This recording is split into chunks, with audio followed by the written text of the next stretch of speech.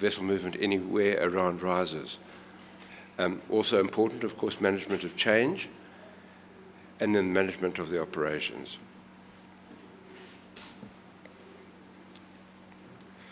This was the Petrobras P36, which occurred in March 2001.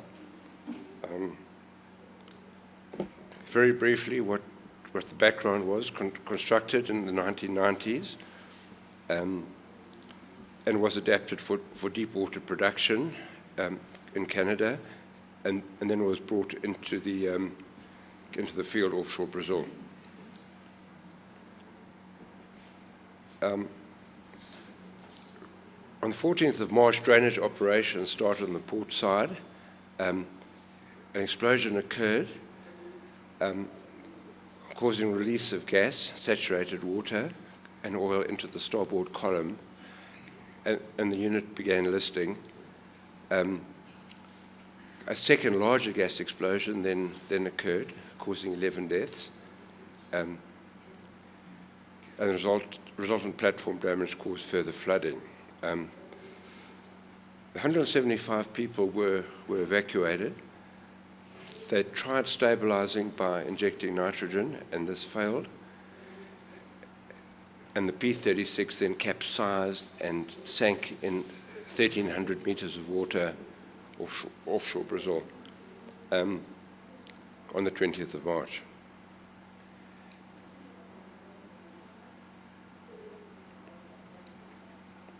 And the lessons that were learned from this particular situation were that unexpected flow through entry valve of the drainage tank caused the overpressure and the tank rupture, and the alignment of the port tank and production header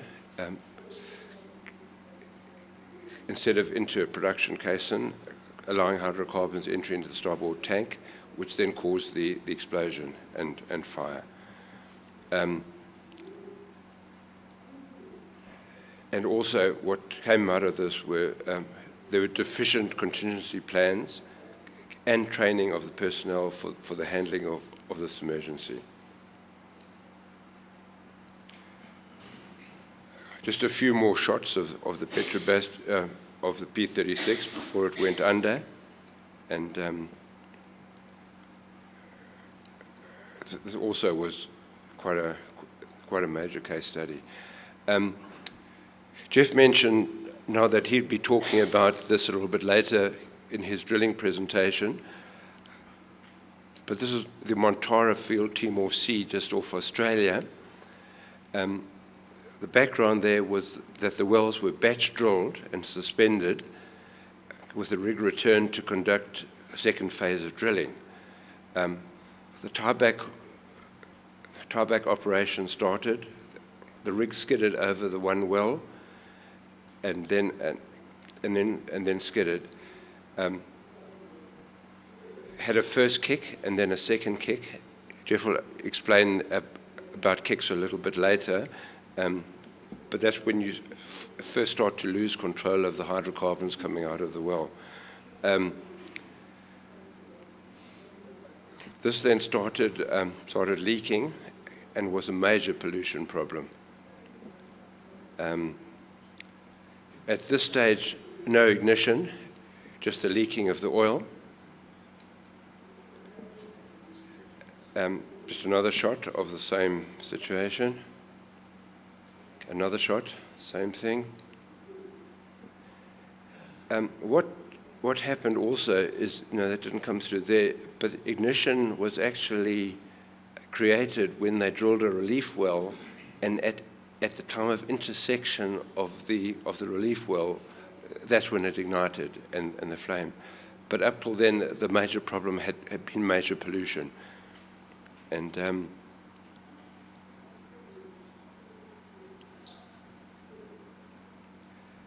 here's a bit of the background. You can sort of read through that yourself as to what the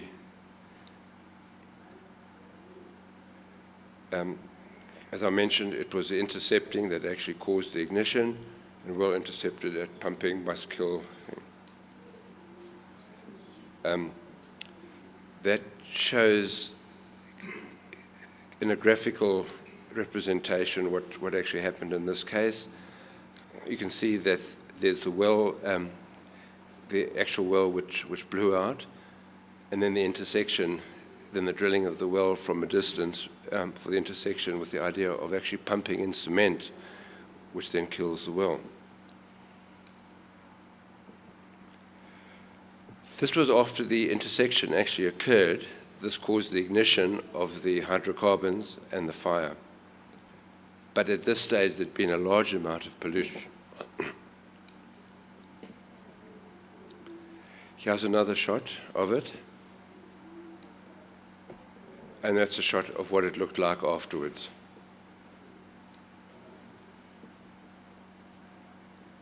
Some more shots of the damage. Another shot of the damage. The lessons learned was that an inquiry was then set up by the Australian government, which submissions from all parties. 36 submissions were made, and running into hundreds of pages. The report was very critical of the field operator and the regulator, who had actually accepted a large number of these practices. And among the report's findings, the company's systems and processes were so deficient and the key personnel so lacking in basic competence that the blowout can probably be said to be an event waiting to happen.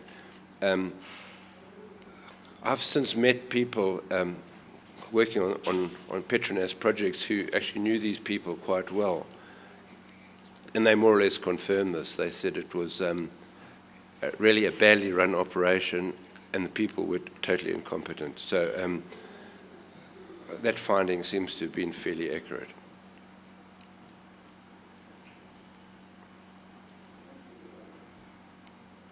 This is an indication of the cost that was involved. You can sort of run quickly through this. We sort of needn't look at it now. Yet this was the kind of money which was involved in the cleanup and investigation, and of course reputational damage was immense. And one thing about all these losses that one forgets, one looks at insurance and you look at deductibles and you look at business interruption, but in fact management time which is spent investigating, taking corrective action is usually huge. These are a few of the other consequences. And these were more consequences for the underwriters, so these would be of greater interest to you. It increased underwriters' interest in pre-drilling assessments. This is now becoming fairly standard, taking out well control studies beforehand, and their consultants specializing in this now. Consideration of remote locations and the availability of the equipment and services to actually handle problems. Greater attention to the OEE limit, control of well limits. In other words, indications also coming out of the BP, which we talk about fairly soon, is up till sort of fairly recently, most of the limits that the clients were buying were in fact too small. And with Montara and subsequently BP Macondo, it's shown that the control of limits, control of well limits have to be increased somewhat. And of course, also taking into account pollution, which was, I won't say ignored, but perhaps was not properly addressed.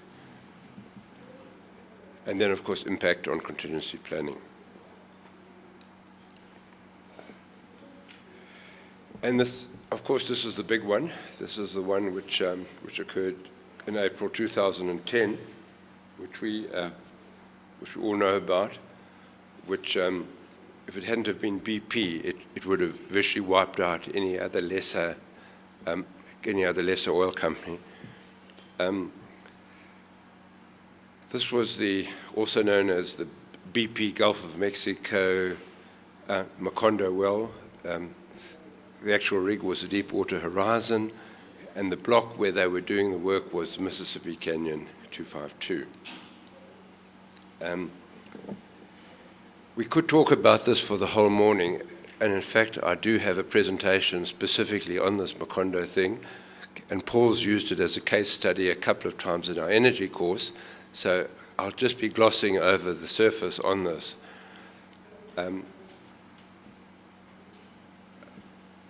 But the significant factors here were BP had a lease in the Mississippi Canyon block, and they had drilled a well, and important that their partners were Anadarko and Mitsubishi Offshore Exploration, and they had, and these were the shareholdings. And BP planned this first well with an AFE of 96 million, which is high. I think I mentioned yesterday, you're probably talking about shallow water wells of about 18, 20 million. So this gives an indication that this was complex. The obligations that BP had included the perform the drilling in a good and workmanlike manner, that they had to comply with all laws and regulations, and they're responsible for the co-venturers and damage caused.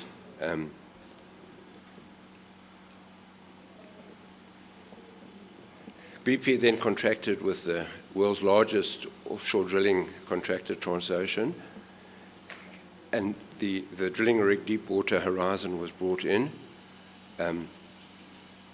The exploration well was approved, and they went ahead, designed it, and went ahead and drilled it. That's a shot of the drilling rig before there was any problem. That's a shot of the location. We needn't spend it. The sort of thing you can go back and look at in a bit more detail later.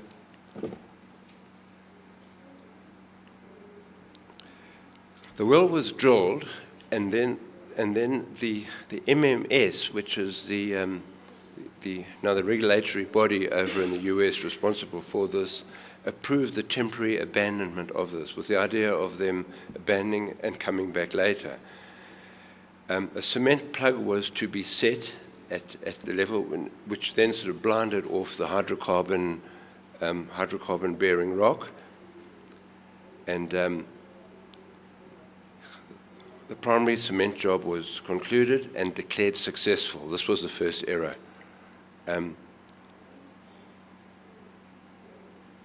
They tried displacing the mud with seawater, and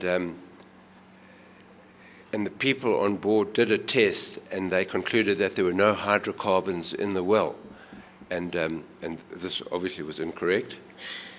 The first explosion occurred on the 16th of April at 21:49.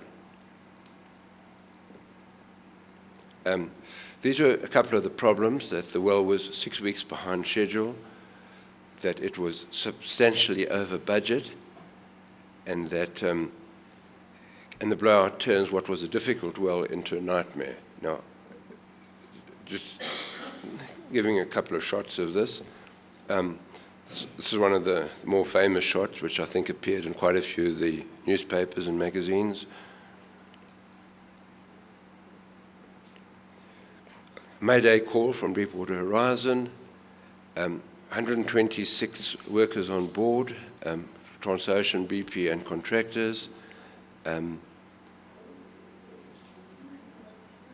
People were transferred, search and rescue operations began, rig listing on the morning of the 21st, and then worse. And that's perhaps the most famous shot of the Macondo, which is sort of shown a lot, and is shown, if you go on the internet, that's the sort of one that you'll see, and that was certainly spread around the world. A very impressive shot.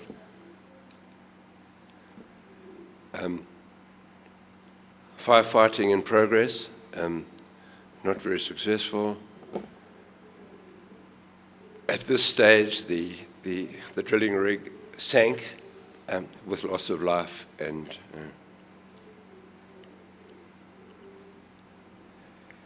what they tried to do was close the BOP, and that didn't close properly.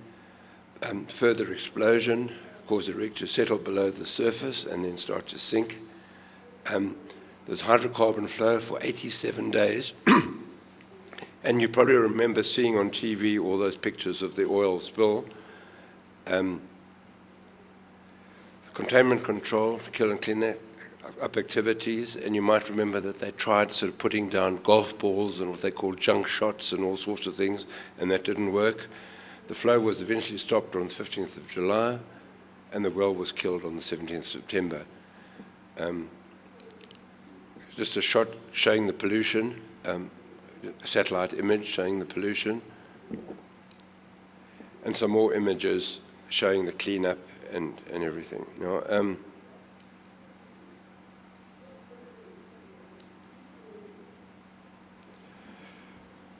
the causation, one of the findings from the study, was that the well blew out because of a number of separate risk factors, oversights, and outright mistakes combined to overwhelm the safeguards meant to prevent just such an event from happening. This was a report from the study. And the central cause was the porous cement. Now, what was happening was Halliburton was responsible for the cementing, and they were still doing the testing the day before the cement plug was supposed to be set. They then used nitrogen injection for the cement, which resulted in this porous cement. Now, the reason for this was protection of the formation, that they had to use a fairly light cement. So that's why they used this nitrogen injection technique. The porous cement then meant that this didn't seal off the hydrocarbon-bearing rock. Hydrocarbons got through into the well. Cement was contaminated as well, so that was a further problem with the strength of the cement. And also insufficient cement was used. The BOP should have then closed. We showed a BOP yesterday. That's your last line of defense. That didn't close. What they found afterwards, after the BOP had been pulled and they investigated, that there was insufficient charge in the shear rams. So put sort of crudely, flat batteries and the shear rams didn't close. So, and then, very important, incorrect testing of the hydrocarbons. And, had this been picked up earlier, then they could have evacuated or they could have done something about it. But in fact, you had a situation where this porous cement wasn't keeping the hydrocarbons in place. The personnel didn't pick up the fact that there was a leakage of hydrocarbons. The BOP didn't close when it was supposed to. The riser was supposed to disconnect automatically, which meant that no hydrocarbons would have reached the rig. This didn't happen either. And sort of a kind of a separate thing is that they should have actually then diverted the well liquids overboard, which they didn't, but in fact it went into the mud tank, so this resulted in the fire. And the other aspect was because of lack of maintenance on the rig itself, they'd actually switched off all the alarms because they were getting spurious alarms and keeping the people awake. So they actually switched off the fire alarm system. So it was a case of one mistake after the other. So, in fact, poor risk management, last-minute changes to plans, failure to observe and respond to critical indicators, which was the hydrocarbons in the well, control response inadequate, and insufficient emergency bridge response training. So, sort of going into the parties now. The drilling rig was Transocean. The cementing was Halliburton. The BOP stack was Cameron. And of course, this has resulted in a large amount of litigation and really ongoing settlements, agreements, negotiation, which I won't go into here because, as I say, we could actually have a whole presentation just on this.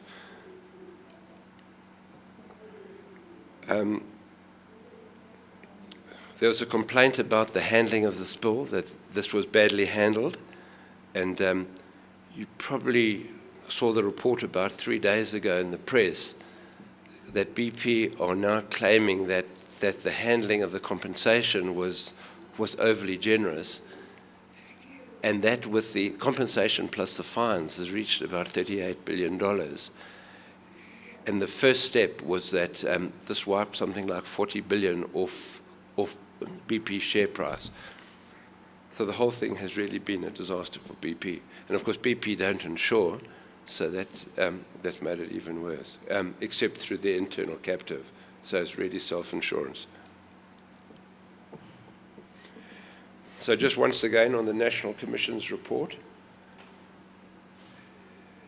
is that, well, this is on the cleanup, on the boom, never reached a resolution.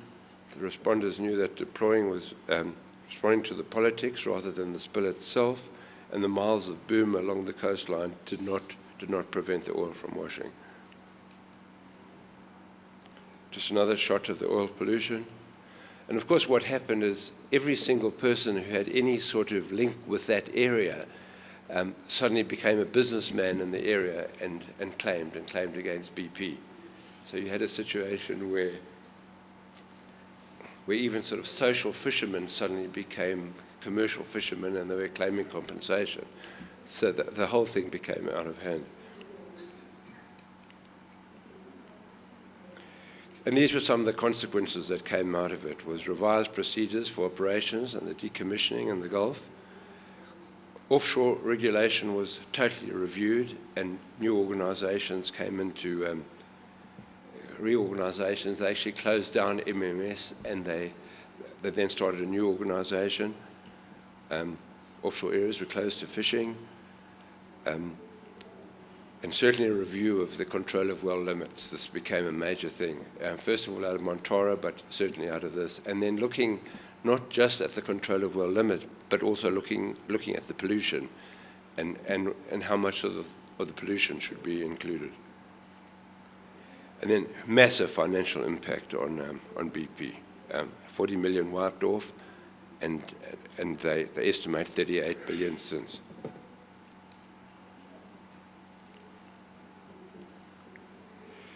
These are the different parties. You can read through this yourself if you're particularly interested in this. I think we're running out of time a little bit, so I won't go through this in detail, but these were all the parties involved in this. And these were the different claims, under the contract. Very substantial and very interesting, again, from an insurance point of view. But perhaps this sort of detail we can talk about separately.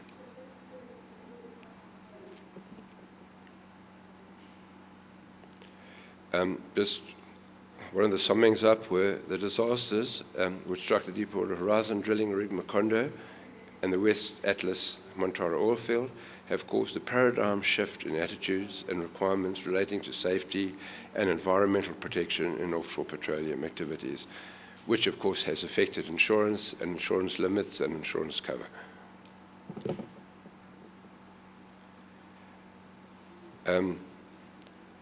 As of October 2015, BP's cumulative pre-tax charge associated with was 54 billion.